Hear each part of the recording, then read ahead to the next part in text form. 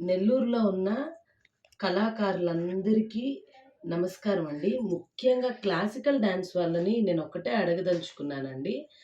అసలు నాకర్థం కావట్లేదండి. క్లాసికల్ డాన్స్ అంటే మన సాంప్రదాయం. సో, ఆ సాంప్రదాయాన్ని ఈరోజు ప్రతి ఒక్క పేరెంట్ గూడా ఎంతో ఇష్టపడి తమ పిల్లలు సాంస్కృతిక కార్యక్రమాల్లో ఉండాలి. ముఖ్యంగా మన సంస్కృతి తెలుసుకోవాలి అని ఎంతోమంది పేరెంట్స్ వాళ్ళ పిల్లల్ని మీ దగ్గర జాయిన్ చేస్తున్నారండి.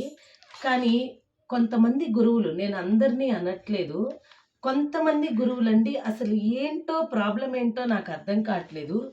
గురువు అనే దాంట్లోనే ఒక పెద్ద మీనింగ్ ఉందండి. ఈ మధ్య గురు పౌర్ణమి సందర్భంగా అందరూ సెలబ్రేట్ కూడా చేసుకున్నారు కొంతమంది గురువులు. అసలు నేను అడుగుతున్నానండి, గురువు అంటే మీనింగ్ ఏంటండి? గురువు అంటే అజ్ఞానాన్ని తొలగించేవాడు అని అంటారు.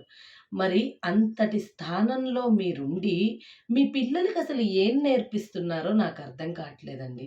ఒకటి, అసలు గురువుగా మీరు కరెక్ట్‌గా ఉండి, ఆ తర్వాత పిల్లలకి కూడా కొన్ని నేర్పించండి.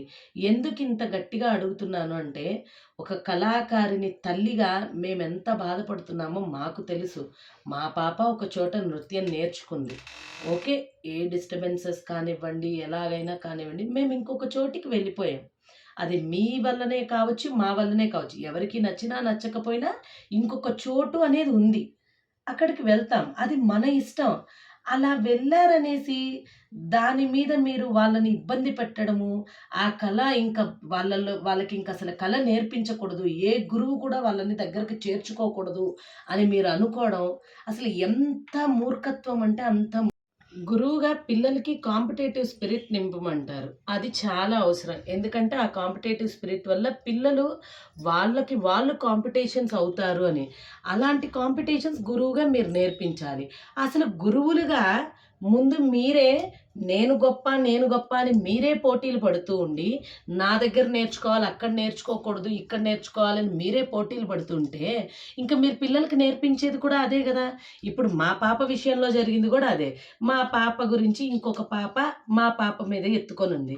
అది ఈరోజు ఎంత దారుణానికి ఒడిగడుతూ ఉందంటే, మా పాప వీడియోస్‌కి యూట్యూబుల్లో కామెంట్లు పెట్టేంత దూరం. ఆ పాప వయసెంత? మహా అంటే ఒక 11 ఏళ్ళు, 12 ఏళ్ళుంటాయి. అంతటి చిన్న పాప మనసులో నా బిడ్డ వయసు 13 ఏళ్ళు. ఇంత విషం ఎందుకు నిండుతోంది? దీనికి కారణం ఎవరు? అయితే గురువులుగా మనమయ్యుండాలి. లేదు వాళ్ళ తల్లిదండ్రులయ్యుండాలి.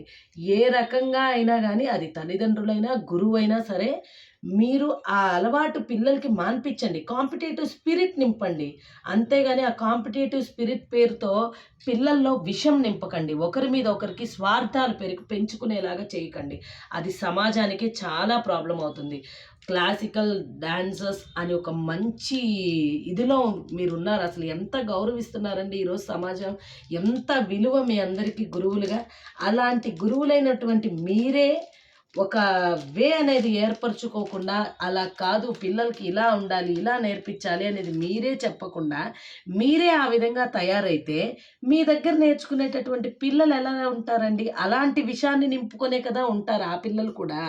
సో, ఇకనైనా దయచేసి మళ్ళీ చెప్తున్నానండి. ఇక మీదటైనా ఇలాంటి ఏవన్నా డిస్టర్బెన్సెస్ ఉంటే దయచేసి కొంచెం మీ మైండ్ సెట్స్ చేంజ్ చేసుకోండి. ఎందుకు అంటే, మన గురించి మనం గొప్పలు, ప్రగల్భాలు చెప్పుకుంటూ టీవీలల్లో, యూట్యూబుల్లో, ఛానల్స్‌ల్లో వాటిల్లో వీటిల్లో ఇంటర్వ్యూలు ఇస్తే సరిపోదండి. మనం పిల్లలకి ఏం నేర్పిస్తున్నాము? ఆ పిల్లలు ఎలా ఉన్నారు? మనం నేర్పించినటువంటి పిల్లలు ఎక్కడైనా ప్రాబ్లమ్ పడుతున్నారా? వాళ్ళు ఎంత ఎత్తుకు ఎదుగుతున్నారు? ఆ ఎదుగుదల ఎలా ఉంది? మంచి నడవడికతో ఉందా లేదా? అనేది కూడా చాలా ముఖ్యం అండి. అది ఒక్కసారి గమనించుకోమని నేను గురువులందరికీ విజ్ఞప్తి చేస్తున్నానండి. ఇక మీదటైనా నాకు తెలిసి ఇలాంటి ట్రబుల్స్ అన్నీ నాకు తెలిసి నెల్లూరులోనే ఎక్కువున్నాయనుకుంటున్నాను. ఎందుకంటే నేను చాలామంది గురువుల గురించి కూడా విన్నాను.